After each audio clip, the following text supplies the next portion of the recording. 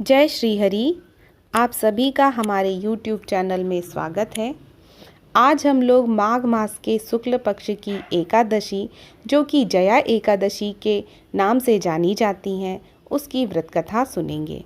कथा इस प्रकार है। एक समय में देवराज इंद्र नंदन वन में अप्सराओं के साथ गंधर्व गान कर रहे थे, जिसमें प्रसिद्ध गंधर्व दंत, उनकी कन्या पुष्पवती तथा चित्रसेन और उनकी पत्नी मालिनी भी उपस्थित थे। इस विहार में मालिनी का पुत्र पुष्पवान और उसका पुत्र माल्यवान भी उपस्थित हो गंधर्व गान में साथ दे रहे थे। उसी क्रम में गंधर्व कन्या पुष्पवती माल्यवान को देखकर उस पर मोहित हो गई और अपने रूप से माल्यवान को वश में कर लिया। इस कारण दोनों का चित्त चंचल हो गया। वे स्वर और ताल के विपरीत गान करने लगे। इसे इंद्र ने अपना अपमान समझा और दोनों को श्राप देते हुए कहा, तुम दोनों ने न सिर्फ यहाँ की मर्यादा को भंग किया है, बल्कि मेरी आज्ञा का भी उल्लंघन किया है। इस कारण तुम दोनों स्त्री पुरुष के रूप में मृत्यु लोक जाकर वहीं अपने कर्म का फल भोगते रहो।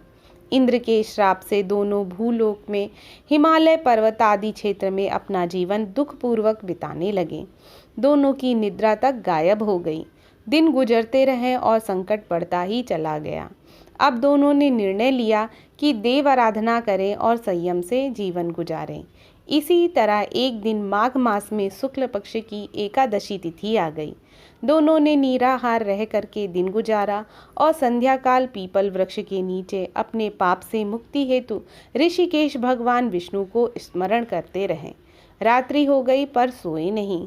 दूसरे दिन प्रातः उन दोनों को इसी पुण्य के प्रभाव से पिशाच योनि से मुक्ति मिल गई और दोनों को पुनः अप्सरा का नव स्वरूप प्राप्त हुआ और वे स्वर्गलोक को प्रस्थान कर गए।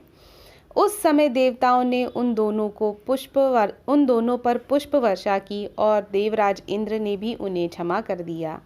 इस व्रत के बारे में श्री कृष्ण युधिष्ठिर से कहते हैं, जिस मनुष्य ने यह एकादशी व्रत किया, उसने मानो सब यज्ञ, जप, दान आदि कर लिए। यही कारण है कि सभी एकादशियों में जया एकादशी का विशिष्ट महत्व है। जय श्री हरि। आप सभी को हमारी ये वीडियो अच्छी लगी हो तो इसे लाइक और शेयर करना ना भूलें और हमारे चैनल को सब्सक्राइब करें। जय श्री हरि।